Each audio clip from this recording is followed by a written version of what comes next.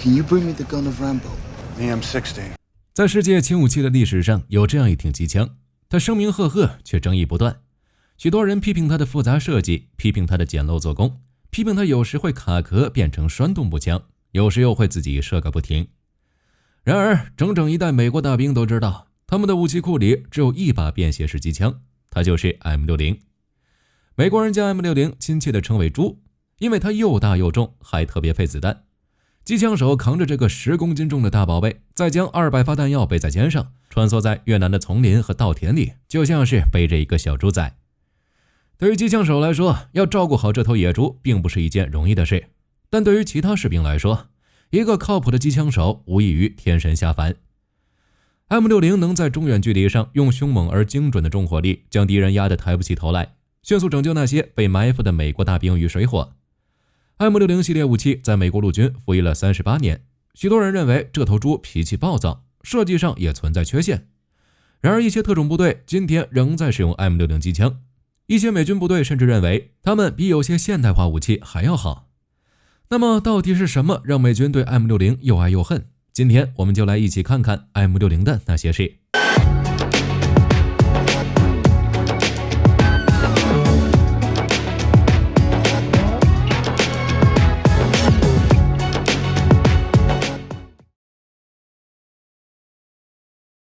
M60 的出现经历了一个非常漫长的过程，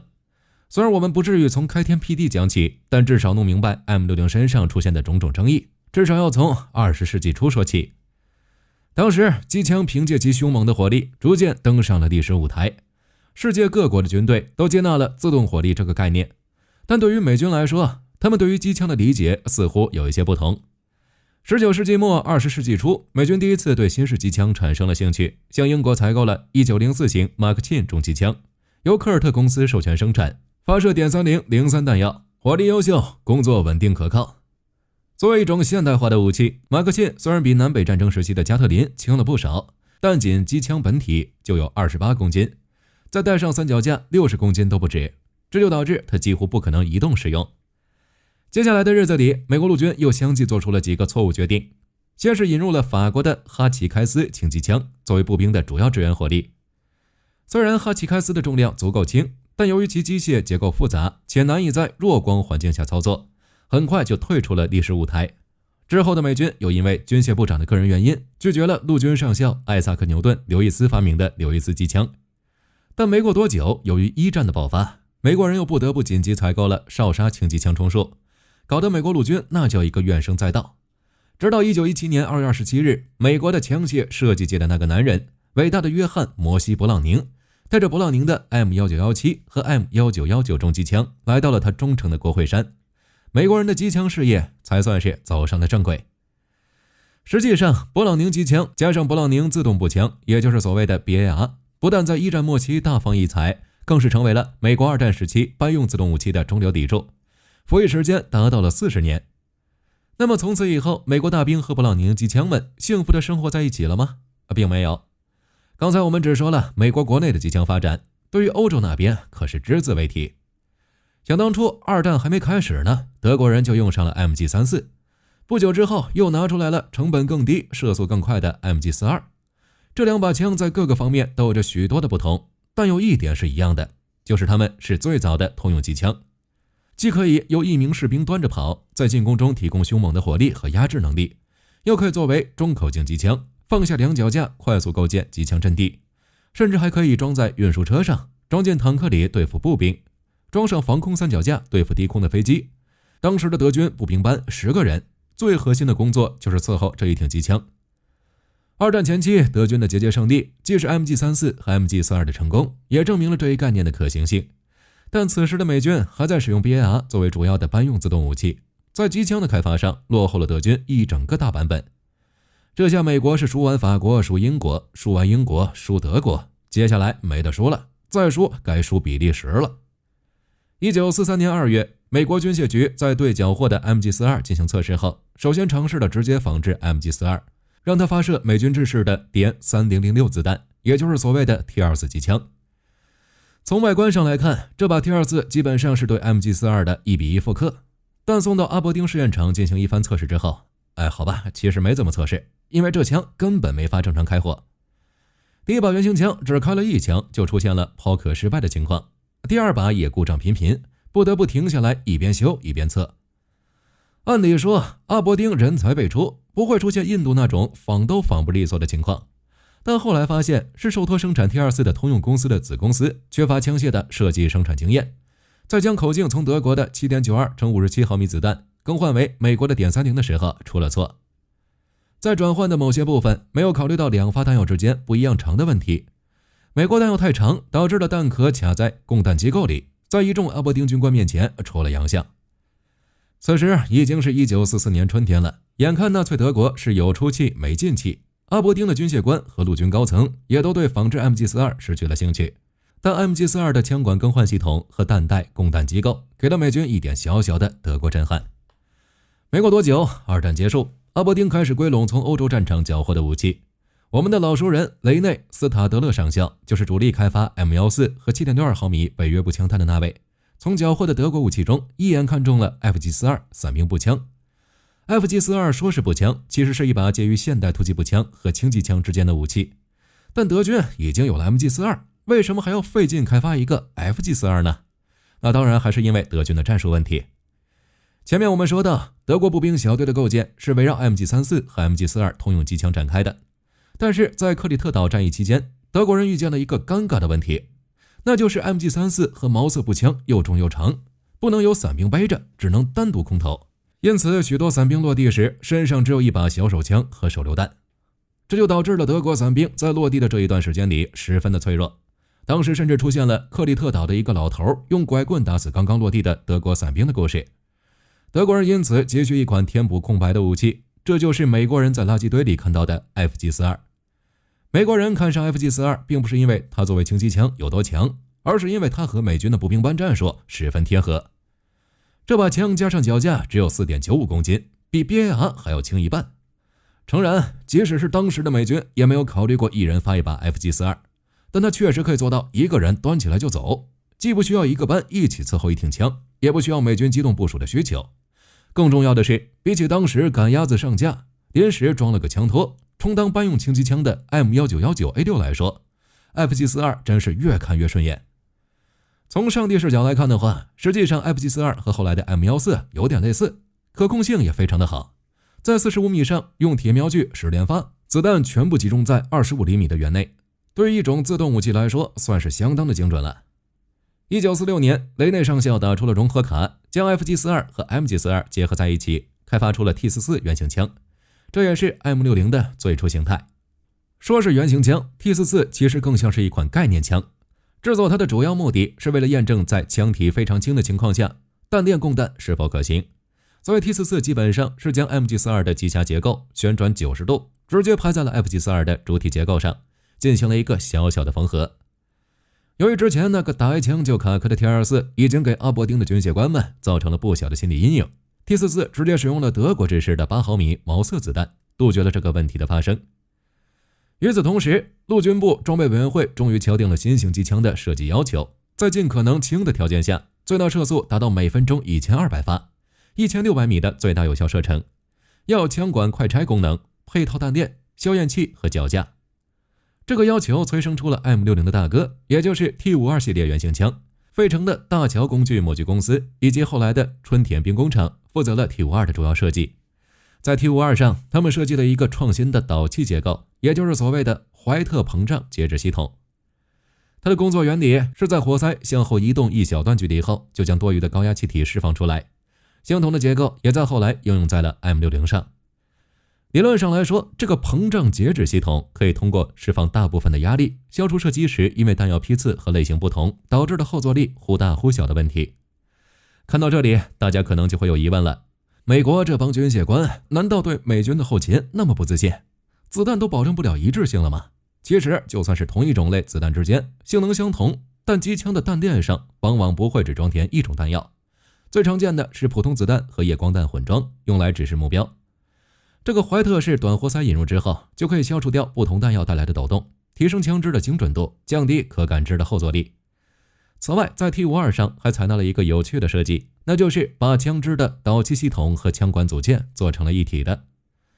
这样一来，虽然增加了一点重量，但好处是，如果在战斗时导气组件脏了，机枪动作出现了问题，可以直接换枪管来解决。在紧急状况下，可以说是非常有用的。接下来是 M60 的二哥和直接前身 T161 系列机枪，在1951年由内陆制造公司设计生产。在它的身上，我们基本上已经能看到 M60 的雏形了，而且 T161 的开发实际上是和 T52 并行的。接下来大家就会看到，这两款机枪的设计师们基本上是在玩一个奇怪的回合制游戏。首先是新挑战者 T161 的回合，它实际上是对 T52 的重构，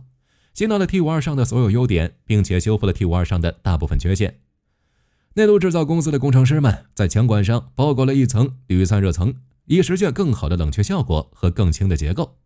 护木和枪托等部位则采用了专门开发的合成树脂材料，强度优秀，耐冷热耐酸碱，不会出现被杀虫剂融化的情况。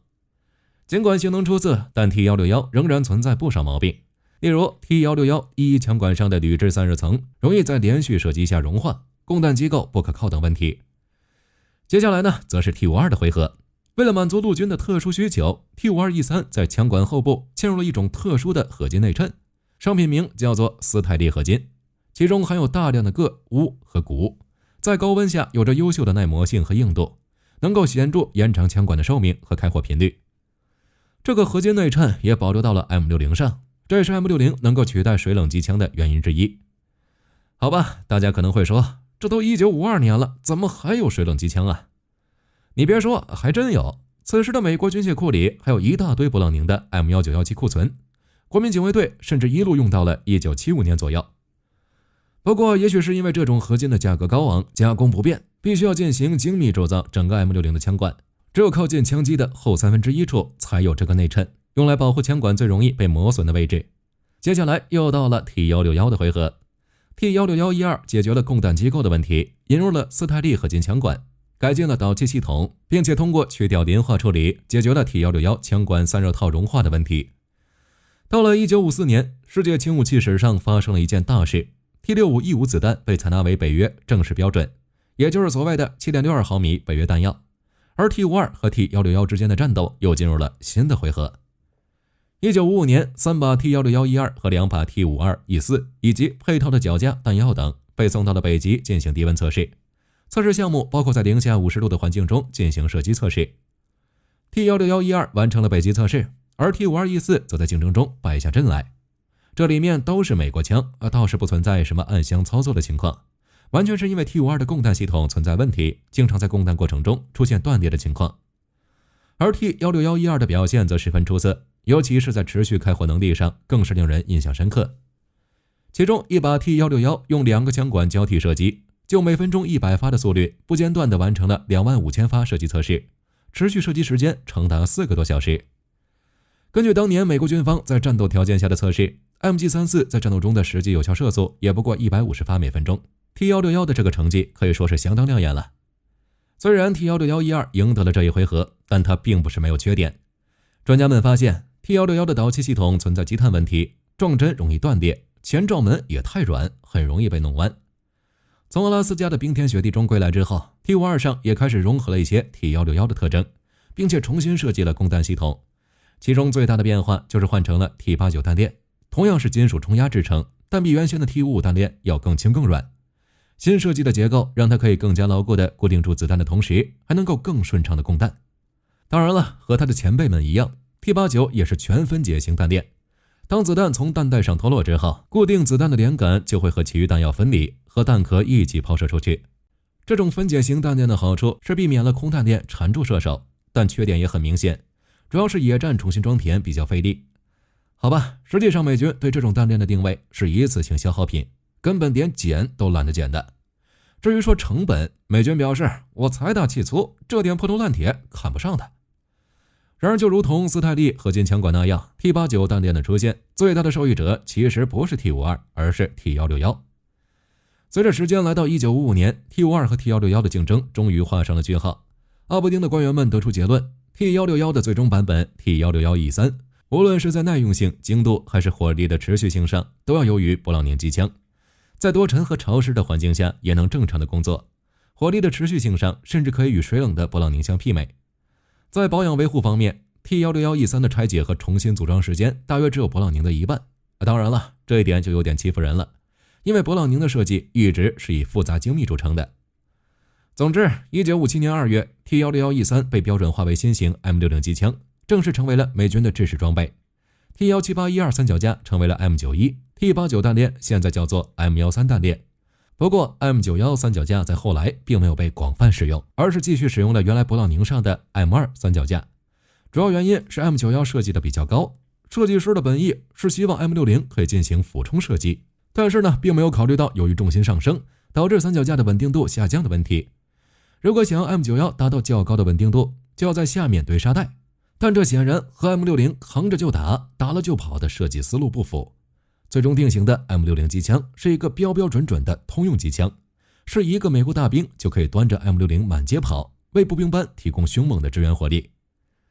实际上虽然 M60 只有600发每分钟的射速，压制力略逊一些，但这也让 M60 更容易控制。有经验的射手只要操纵得当，就可以轻松地进行短点射甚至是单发射击，而且得益于短活塞结构和 M60 可感知的后坐力是比较小的，士兵可以很轻松地进行底肩射击。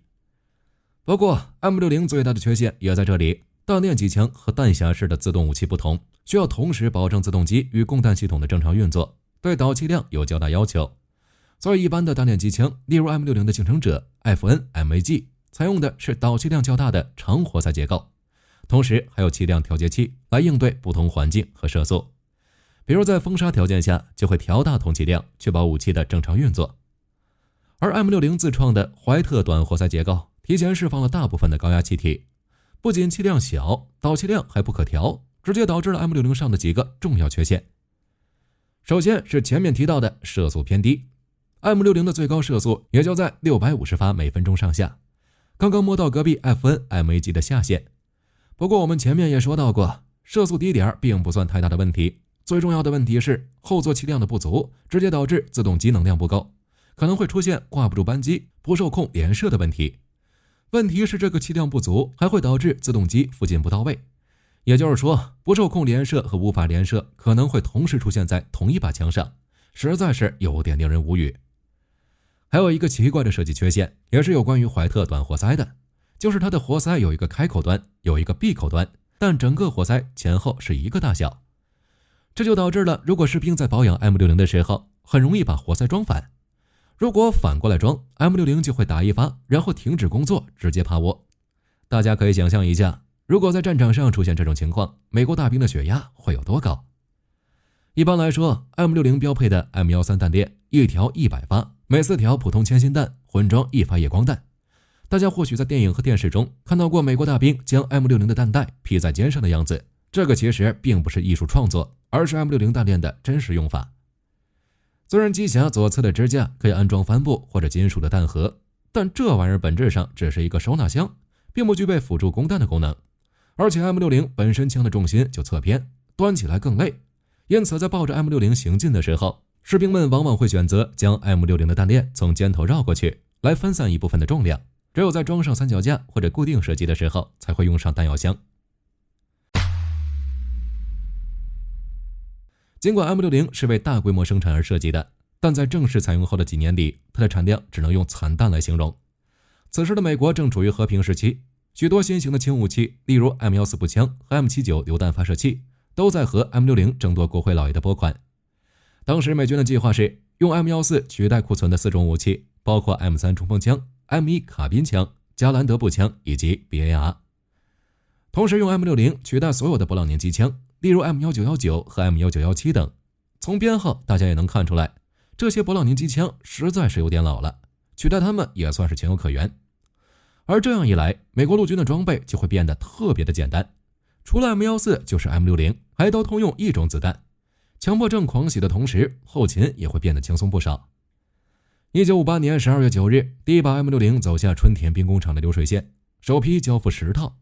1959年全年大概生产了500套左右的 M60， 这些 M60 中有一部分被送往美国海军陆战队和第101空降师。虽然在测试过程中发现了一些小毛病，但这群美国空降兵们对 M60 给出了很高的评价。老伞兵们泪流满面，喜迎 M60 的到来。因为这是101空降师的机枪手第一次可以在带着机枪的情况下伴随其他士兵进入战区。在伞降时 M60 仅需拆除枪管，然后用胶带将 M60 的机匣固定住，让垃圾柄保持在靠后的位置。接下来将 M60 装在空投包里并绑在身上，就可以直接进行空降作战。一旦机枪手到达地面，只需要打开他的空降背包，从机匣上撕下固定胶带，将枪管锁定到位，然后装上长长的弹链，就可以完全进入战斗状态。这样一来，被克里特岛老头拿拐杖敲死的概率就大大降低了。1965年3月8日上午，3500名美国海军陆战队士兵在越南岘港登陆，他们携带的 M60 也因此成为首批进入越南战区的武器之一。而随着美国陆军的到达，一个全新的战术概念开始投入战场，那就是所谓的空中机动部队或者空中骑兵，他们的主力武器之一就是 M60 机枪。事实证明，美国陆军的直升机部队在快速运送大量部队等方面具有极其重要的意义和价值，尤其是在越南茂密的丛林中，越过森林直达目标的能力更是弥足珍贵。然而一些问题也随之出现， UH-1B 修一直升机只能运载8名美国大兵，而满编的美军步兵班则是11人。这个问题直到 UH-1D 上才得到解决。除了空中骑兵的概念以外，武装直升机也逐渐被美军接纳。不过这个时候的武装直升机其实只是在 UH-1 上进行一些改装，而此时陆军最猛最先进的轻火力自然就是 M60 了。早在没有专门的航空机枪改型之前，一些直升机机组成员就在用土方法改造运输直升机。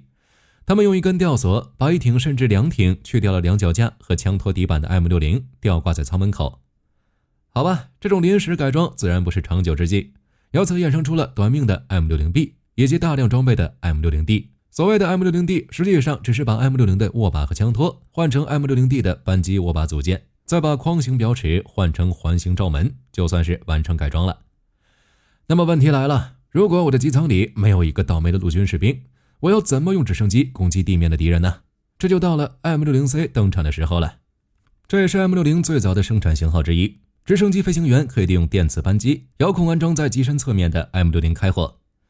实际上这个时候的 M60C 是不太好辨认的，为了散热考虑， M60C 去掉了前面的护木部分，枪托自然也没有安装的必要，也就消焰器和机匣盖还算是保留了明显的特征。在越南，有数百挺不同配置的 M60 机枪被安在了直升机上，但广泛使用这些机枪的还是美军的地面部队。然而在 M60 出现之前，美军的战斗序列里根本没有一把弹链供弹的轻机枪。早期的美军机枪手，尤其是太平洋战区的机枪手，不得不将笨重的 M1919 用肩带挂在肩上或者胸前，然后再从机枪的左侧垂下一段20到30发子弹的弹链。利用这种方式，机枪手可以快速攻击突然出现的目标，扫射树上的狙击手，缺点就是非常的累人。但1957年 M60 的采用几乎完全改变了这一切。此时的一个美军标准步枪连配备6挺以上的 M60，3个步枪排里每个排都要有1个到2个武器班，由3名士兵共同操作1挺 M60。而且由于越南人没什么装甲车辆，武装班中标配了2名90毫米无后坐力炮手，要么为 M60 备弹药，要么端起排里的第3挺 M60。而一个空骑兵步枪排中4个班，每个班都有一个 M60 小组。这样一来，美军就可以在接近目标的时候对敌人进行充分的火力压制。M60 的强大火力迫使地面的越共四散奔逃，难以组织起有效的抵抗。M60 的一大优点就是可以随着步兵小队进行地面推进。得益于 M60 的后坐力较小，一个强壮的美国大兵可以像玩步枪一样端起 M60 直接向敌人开火。而训练有素的枪手则可以架起2脚架，占据有利地形，使用 M60 提供稳定而充沛的火力输出，即使是掩体后的敌人也并不安全。而 7.62 毫米的北约子弹足以穿透大多数类型的障碍物。不过在使用中，美军士兵也发现了一些问题，除了前面提到的 M60 失控、手指松开扳机后武器仍在继续射击的问题，还有枪管升温快、更换枪管困难、活动部件不耐用等。由于枪管升温快，射手在射速200发子弹后就需要更换枪管，而由于枪管、2脚架和导气筒连为一体，枪管带的尺寸也比较大，再加上 M60 的准星是固定在枪管上的，不能进行调整，因此射手必须在重新射击时再次进行归零校正，以配合新枪管。另外，零部件不耐用的问题主要集中在机粘脆弱上，这个比起失控和枪管升温更加致命，因为 M60 的结构问题机针碎裂可能会直接引起炸膛，造成武器损坏，甚至是伤害到射手。另外 M60 的供弹盖是铝制冲压的，相比起不锈钢来说更容易弯曲和损坏。在许多战地照片中，我们都会发现一些 M60 的枪身侧面会挂上一个圆圆的东西，通常是用过的罐头之类的。这是因为如果输弹的弹链进入角度不好，就会出现供弹故障。所以如果没有副射手在旁边用手托起弹链，最好的方法是用一些圆滑的物体挂在供弹口的下方，来把弹链托起，减少供弹故障问题。而最严重的问题要数 M60 的机匣上的焊接问题，这迫使美国在1967年向前线的武器站派发了一种特殊的测量仪，用来检查机匣强度。总的来说 M60 需要一支训练有素的专业士兵才能发挥最大的战斗效率。然而在训练和战斗中，这只笨猪经常被交给新人携带，这就形成了一个恶性循环。新人越用这把枪，他的名声就越臭，名声越臭，就越没有老练的射手喜欢用它。但对于特种部队的这种精锐单位来说，他们有足够优秀的武器专家，也有足够的时间和精力，针对 M60 的操作进行有针对性的训练。因此火力强大的 M60 迅速受到了包括海豹突击队、SOG 和游骑兵等单位的青睐。作为特种部队可以携带的最重型的武器， M60 对特战队员来说是非常有价值的。由于交战距离很近，这些特战队员甚至将 M60 整个截断，为了减重，什么量脚架、枪托、瞄准具都不要了，直接挂在腰间就可以发射。由于其强大的火力，特战队员可以像是挥舞一把大砍刀一样，挥舞正在开火的 M60， 轻松撕碎木质的房屋和小船，发挥出无与伦比的火力压制效果。1966年7月24日，美国海军陆战队第5团第3营的一个巡逻小队正在一条狭窄的丛林小道上行进。当时北越军队很少进入南越的非军事区，但好巧不巧的是，当天越南人民军第324师向南调动，刚好撞上了这个美军陆战队排。数量上占据优势的北越军队向海军陆战队猛烈开火。一等兵理查德 ·A· 皮特曼听到了队友的请求，火力支援的狂吼，他迅速将手上的步枪换成 M60， 抓起几条弹药带赶往交火地点。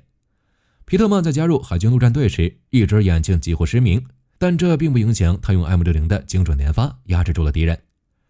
他抱着 M60 一路突击，冒着枪林弹雨和迫击炮火，连续攻克了2个敌人的机枪阵地。接下来他在小道的中央架起了机枪阵地，以 M60 凶猛的火力打退了30-40名北约士兵的进攻，最终迫使他们撤退。皮特曼抱着 M60 的大胆行动，硬生生地瓦解了北约军队的攻势，并拯救了许多海军陆战队员的生命。1968年5月14日，林登·约翰逊向皮特曼颁发了荣誉勋章，以表彰他英勇的事迹。而皮特曼也不是唯一一个使用 M60 获得荣誉勋章的美国士兵。时至今日， M60 已经不再是美国武装部队的主要轻机枪。80年代中期的时候，美军就已经逐渐换装了 FN-MAG 的美国版本，也就是 M240 通用机枪。陆军那边更是想用 5.56 毫米版本的 M249 全面取代 7.62 毫米的各式机枪。尽管 M240 被认为是一款优秀的武器，并且比起 M60 来说要可靠得多，但由于其拆卸困难，使得带有短枪管的 M60E4 仍然能够占据一席之地，也就导致了直到今天 M60 仍然在生产，并且在1995年成为了海豹突击队的标准机枪。虽然当时很多人认为随着陆军采购 M249， 海豹这边也会逐渐换装，但直到今天 M60E4 改装而来的马克43机枪仍然是海豹的标配。自从美国军械公司恢复 M60 系列的生产以来，许多国家和地区都采购了 M60， 特别是 M60E4， 例如哥伦比亚、捷克、丹麦、意大利，甚至韩国和台湾也拿到了生产许可。时至今日，不同样式的 M60 同时出现在各地的军事博物馆里，以及许多武装部队的士兵手中。这种武器伴随美军走遍了世界各地，并且在未来很长的一段时间里将继续书写猪的传奇故事。